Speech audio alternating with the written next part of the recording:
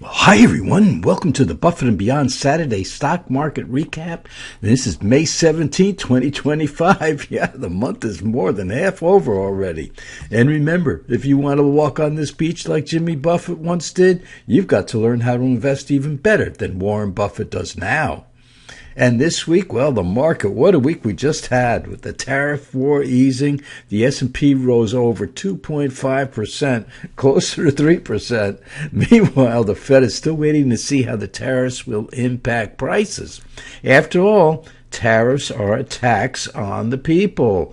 And don't forget, the Fed's mandate is full employment and steady prices. So it watches the inflation numbers very, very closely. Also the unemployment. Because if unemployment starts rising, then the Fed is in a little bit of a bind because it has to lower interest rates, but that could increase prices a little bit. So they have to walk a fine line in here, and they are. Meanwhile, the weekly stock analysis video, we've been asked a lot about ASML holding, and folks, it's a much better than average stock, and it looks as though it may be ready to get back to their old habits, which is to rise much faster than the overall market. And since we're in an up market, this stock is heading up.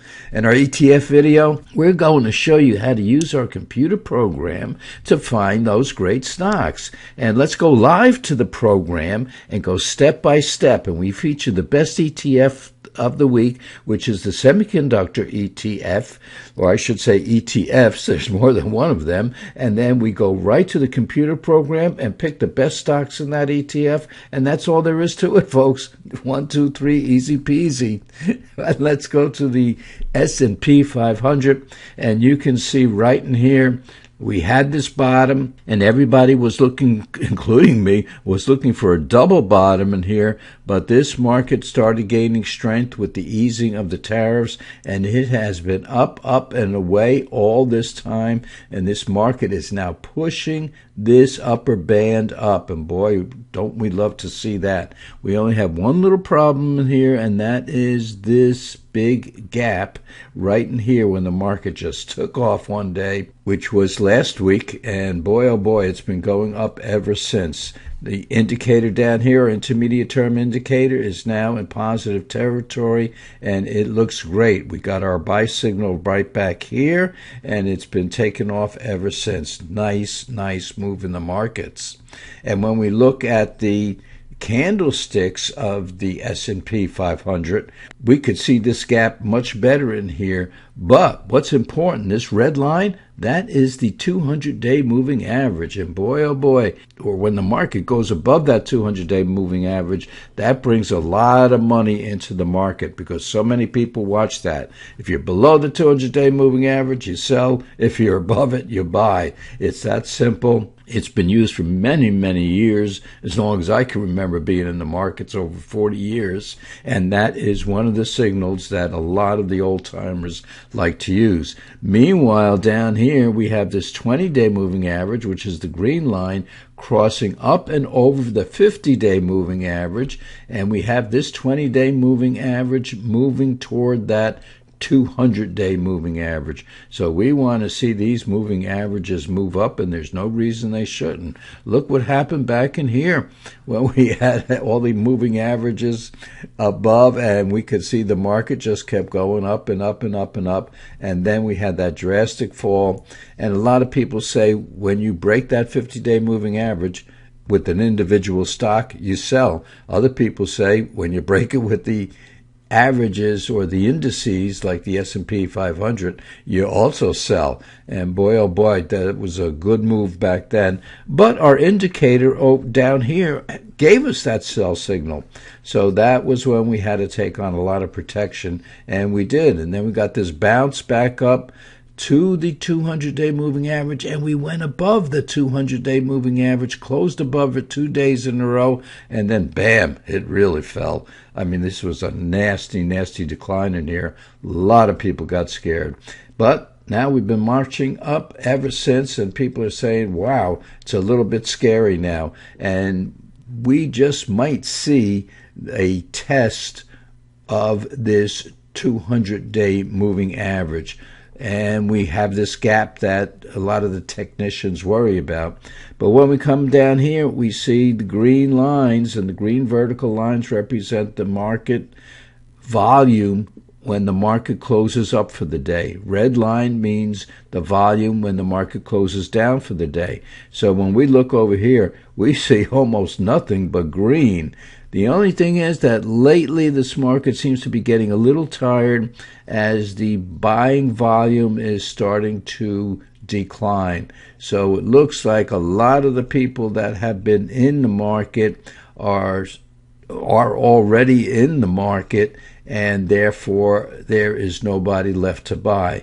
But we're a long way from that, and we still have to go another 150, 200 points in order to get back to the old highs. So you know this area is going to be attacked once again, this whole area up here, but we might get a little test of this 200-day moving average before we get up there. We'll just have to wait and see, folks, but it's all good. You know we're going to attack this 6150 up here for the S&P 500, which is about 200 points away. Nice move if you can get it, and we're hoping for it, folks, and we think it's going to come.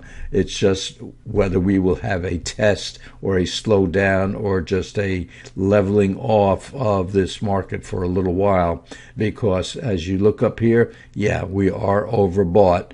And we're looking at this kind of double top in this indicator, which in the past has signaled, well, let's go back here, has signaled an eventual decline, at least for a while. So maybe we're just going to test that 200-day moving average, and we'll have to see what's happening this week. But, folks, things look positive with tariffs coming down, and how many trillions of dollars just came in to our industry, into our country, in order to invest from all those countries overseas in the Middle East. The president made the trip over there this week and solidified a lot of investment in the U.S. So we have nothing. We'll have these short terms, ups and downs for sure. That's what the market does.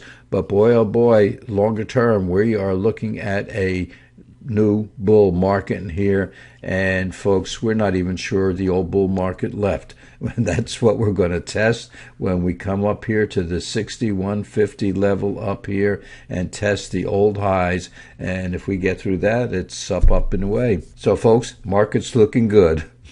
And portfolio protection, yeah, we have June, July, and August. These are 3 puts for about $150,000 portfolio, and they didn't cost us much at all, because when we bought these puts, we were using cover calls and some of our spread strategies in order to get the money to do this, and then we did some spreads down here in order to cut the cost down to, I remember this, July 18th cost us nothing, because we made money from one of our spreads, and I think it was from 2 spreads. Palantir was one of them, CrowdStrike was another, and we then went and sold the 460, so we did a put spread down here, and it wound up, if we did it correctly, it wound up costing us almost nothing.